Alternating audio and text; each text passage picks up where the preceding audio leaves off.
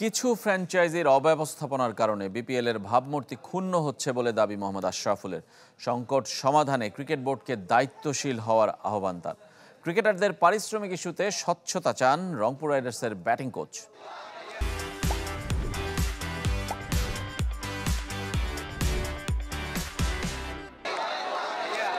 বিপিএলে অব্যবস্থাপনা যতটুকু শঙ্কা ছিল সেসব ছাপিয়ে আরও বেশি বিতর্কিত চলতি আসর।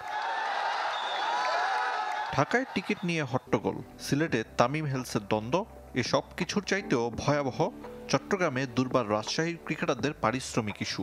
শুধু রাজশাহী নয়, আরও কয়েকটি ফ্র্যাঞ্চাইজি নিয়েও আছে একই অভিযোগ।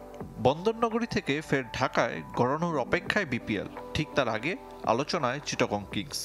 জাতীয় দলের ওপেনার পারভেজ ইমন পাননি 1 টাকাও। কমিটি বদলেছে, কিন্তু এক যুগ পেরিয়েও 11তম আসরে এসে বদলায়নি বিপিএল।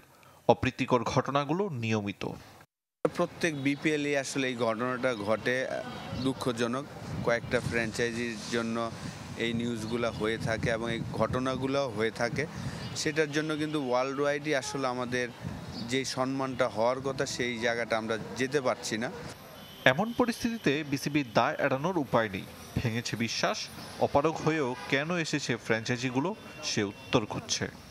কথা হচ্ছে ভেরি সিম্পল, আপনি না পারলে টিম নেবেন না।